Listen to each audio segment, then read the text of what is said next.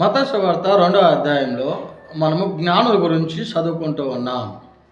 జ్ఞానులు ఏం చేశారు?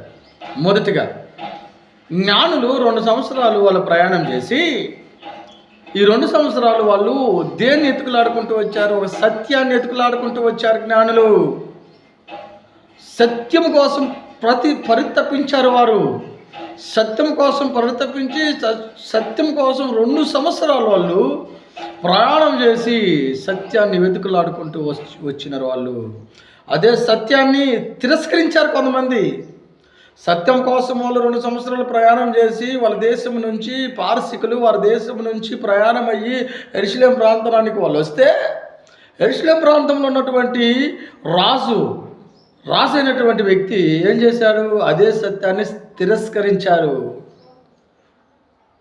అదే సత్యాన్ని పరిశీలన చేశారు. కొంతమంది శాస్త్రులు కానీ పరిశీలనలు కానీ వీళ్ళు ఆ రోజు దేశంలో జరుగుతున్నటువంటి ప్రతి ఒక్క విషయాన్ని ఏం చేసేవారు? ఇది న్యాయము, ఇది అన్యాయము, ఇది మంచి, ఇది చెడు అని లేఖనాలను పరిశీలన చేసి, లేఖనాలను పరిశోధన చేసి, లేఖనాలలో ఉన్నటువంటి విధముగా జరుగుతుందా జరగలేదా అని ప్రతి ఒక్కటి పరిశీలన చేసేటువంటి శాస్త్రులు పరిచర్యలు వాళ్ళు ఏం చేశారు? సత్యాన్ని నిర్ణయం తీశారు. యూదుల రాజు బెత్లెహేము ప్రాంతంలో పుడతారని మా గ్రంథాల్లో రాయబడి ఉన్నాయని వాళ్ళు సత్యాన్ని నిర్ణయం తీసే సత్యాన్ని వాళ్ళు చెప్పేశారు. ఈరోజు సత్యాన్ని తెలుసుకున్నటువంటి నీవు నేను సత్యం కోసం వెతుకులాడుతూ ఉన్నామా? సత్యం కోసం ప్రయత్నం చేస్తున్నామా?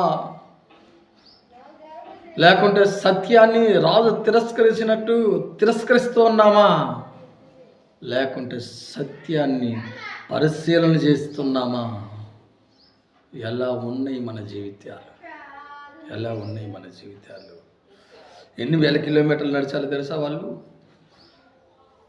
తూర్పు దేశం నుంచి బెత్లెహేము ప్రాంతానికి రావడానికి 2000 కిలోమీటర్లు వాళ్ళు ప్రయాణం చేశారు. 2000 కిలోమీటర్లు వాళ్ళు ప్రయాణం చేసి 2 సంవత్సరాలు వాళ్ళు ప్రయాణం చేశారు. క్రీస్తు పూర్వం క్రీస్తు శకం వరకు రాలా. దానికి కూడా పోటీలు పడ్డాయి. పోటీలు పడి జూలియస్ అనేటువంటి వ్యక్తిని ముందుగా తీసుకొని వచ్చారు పరిశోధకులు.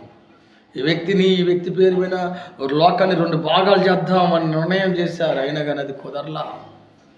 తర్వాత అలెగ్జాండర్ పేరుని తీసుకుని వచ్చారు. అలెగ్జాండర్ పేరుని తీసుకుని వచ్చి అలెగ్జాండర్ పూర్వం అలెగ్జాండర్ శకమని 2 భాగాల కాలాన్ని విడదీద్దామన్నారు. కానీ కుదరలా. తర్వాత నెబుకద్నెజర్ పేరుని తీసుకుని వచ్చి నెబుకద్నెజర్ క్రీస్తు శకం నెబుకద్నెజర్ పూర్వం అని విభజించాలనుకున్నారు. అది కూడా కుదరలా. చివరికి యేసు ప్రభు వారి పేరుని నామకరణం చేశారు. క్రీస్తు పూర్వం క్రీస్తు శకం. యేసు ప్రభు పుట్టకముందు, యేసు ప్రభు పుట్టినాకని కాలము 2 భాగాలుగా విడదీయటం జరిగింది. ప్రియమైనటువంటి దేవుని సంగమా, ఇంతమంది పరిశీలన చేసి యేసు ప్రభు వారిని పేరు మీద కాలం 2 భాగాలుగా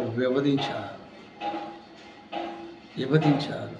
అలాగనే జ్ఞానులు వాళ్ళ గ్రంథంలో రాయబడినటువంటి ఆ లేఖనాలను పరిశీలించి వాళ్ళు ఏం చేశారు? వెతుకులాడుకుంటూ వస్తున్నారు. ఈరోజు ఇంటికాడ నుంచి ఇంటికి నువ్వు రావటానికి ఈరోజు చాలా కష్టంగా ఉంటుంది. మందిరానికి రావటానికి ఇంటికాడ నుంచి. దేవుని సంగమా, జాగ్రత్త. దేవుని కోసం నువ్వు చేస్తున్నది ఏంది? ఏం వెతుకులాడుతున్నావు దేవుణ్ణి? ఏం చేస్తున్నావు దేవుని కోసం అని పరిశీలన చేయాల్సిన అవసరం ఉందని నేను మీకు తెలియజేస్తూ ఉన్నాను.